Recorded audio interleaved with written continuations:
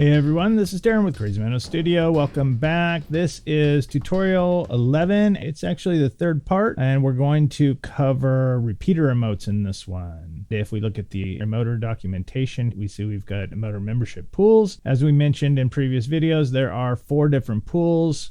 All emotes are part of the manual pool, and then there are the 3 other that are selectable. And in this one, as I said, we're going to cover repeaters. Okay, so let's take a peek at this. And this is where we left off in the last video. So let's reset all of these emotes we have here. Let's take them out of the random pool. Not that it matters. Remember that an emote can be a part of as many pools as you would like. But for this video, we're only going to be working with the repeaters. Let's go ahead and select this, and then we'll discuss repeaters real quick. And basically what a repeater does, pull the documentation up again here. A repeater will cycle through an emote over and over again, and you can inject a delay between the animation cycles. When we select repeater, we see this repeater delay pop up, and what that will do is it will add a delay between cycles. So this particular emote, this sleep emote here, would take, what do we have, 1 1/4 seconds. And right now we have 0 delay between cycles. So it would basically animate on, hold, animate off, and then immediately animate on, hold, and animate off. Let's go ahead and look at that real quick.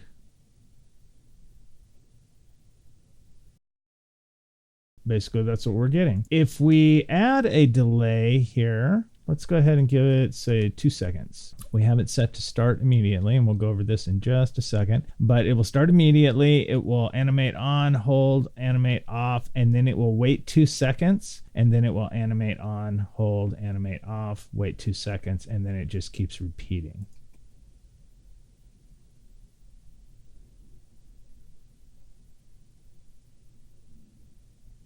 All right. We have some options here. Start repeater immediately is the default. And then we have 3 other options. So immediately means that as soon as the scene starts, any emote configured as a repeater will begin its animation. The second option here, after delay, means that it will wait, in this instance, 2 seconds before it starts the emote cycle. So it would wait 2 seconds right after the scene starts. Then it would animate on, hold, animate off. Then it would wait 2 seconds, and then it would animate on, hold, animate off. So if we set this to after delay, we'll see that behavior. There's our delay. Now it's animating on, hold, off.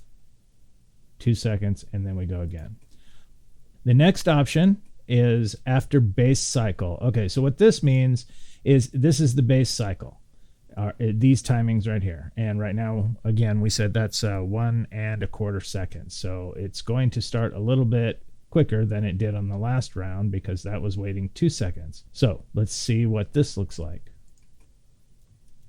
We'll wait just a slight bit over a second, and then it starts, and then it waits 2 seconds between. And then the next option is after a full cycle. And what that takes into account is this full timing set here plus the delay. So we have 2 seconds plus 1 1/4 seconds. It's going to wait 3 1/4 seconds, and then it's going to start its animation. Once it starts its animation, it's only a 2-second delay between cycles.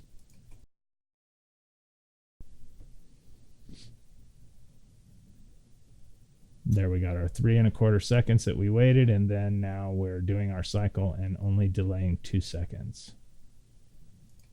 Okay, so what could you use this for? I'm going to import some 2D elements here. We'll use these lights, and basically what these are a series of sprites. Actually, these are textures here, but we have the same thing in sprites. And each one is a subsequent light added.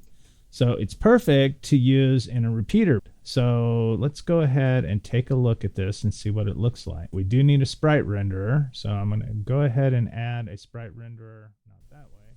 Okay, so in the original recording of this tutorial, I went down a path that wasn't really all that clear, and then I had to reverse out of it, and it became a little bit confusing. So I'm going to redo this portion, and we'll add an extra object into the scene that will have a sprite renderer. We will link that up to our emote, and we'll link up and configure the controller, and then we'll jump back into the rest of the original video. So let's go ahead and add a new object here. This is going to be our sprite renderer. Add a sprite renderer, and then we'll go back to our object with EmoteR on it. Going to lock this because we're going to drag these light objects in once we configure our controller. So let's select sprite controller here. We'll link up to our sprite renderer, and then now we can add the lights. Shift select and drag those over there. Okay, so now this is all set up. Let's go ahead and position the sprite renderer. Unlock. And if we do a preview, we see we've got all the lights lit. Okay, now let's go ahead and get back to the original tutorial. Okay, so we have EmoteR on our emote guy, and we have our sprite renderer here externally to that, and we're going to animate that. So we'll turn this into a repeater. Let's give it 1 second on, hold half a second, and then 1 second off. I'm going to show you a couple of ways to do this. Now, if you remember our 2D tutorial, this works the same way in EmoteR as it does in SALSA. So this on state, on until off, means we are going to animate this full cycle. So from 1 to 2, it'll animate on. It is going to hold, and then it is going to animate off. And then as a repeater, it's going to keep doing this cycle. We will see the lights animate in this direction, and then they'll come back off here. So they'll go up and down, or to the right and left. All right.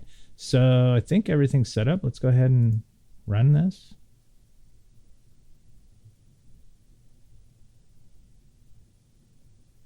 And we have the other one cycling as well.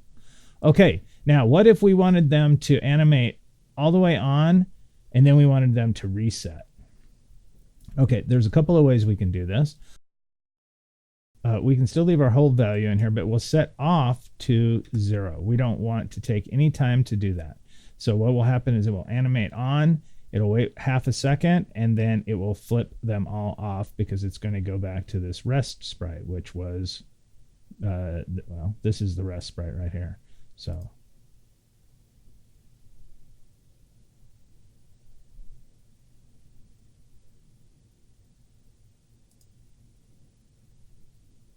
okay, so this is very interesting behavior. They stay on. So what happens is it animates on, it's holding. The lerp value is 1. So as it animates on, the lerp value is 1.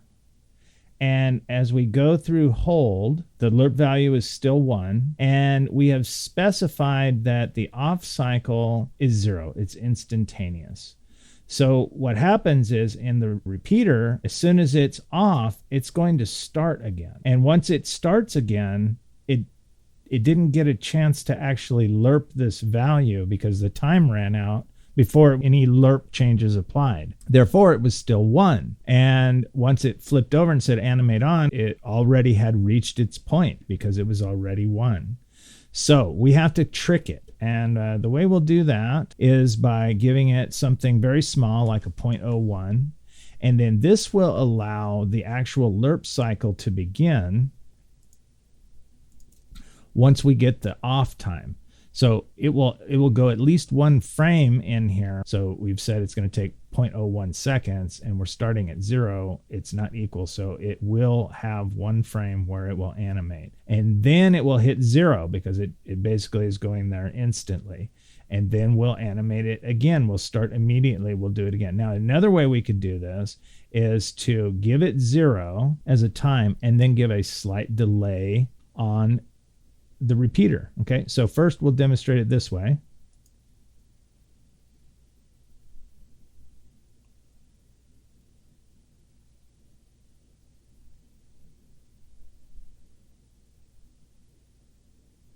Okay, I don't know if it caught it. It looked like it stayed on for another cycle there, and that may very well be the case. It just depends. We're dealing with floating point math here. 0.01, it might actually have hit it on a time where it thought it was there. So what we'll do is we'll give it a very slight delay, 0.1 seconds. We'll set this back to 0, and this should give it enough time to register it off.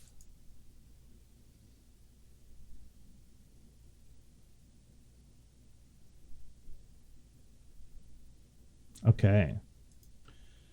Now, in this particular instance, you could also have it work the opposite direction just by reversing all of these animations. And we also might want to adjust our easing. This might also contribute to some of the nuance of timings. And so there's several things you can try, but basically what it comes down to is there has to be at least one frame inside the Q processor so that this can turn off once it's registered. Otherwise, it'll just assume that it's already completed it and move on. And there are two considerations in the Q processor. One is time and one is lerp value. So they should coincide, but there are traps in for each so that if one is hit, then it satisfies both requirements.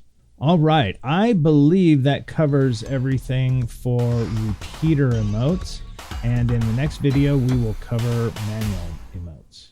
So stay tuned, we'll see you in the next video.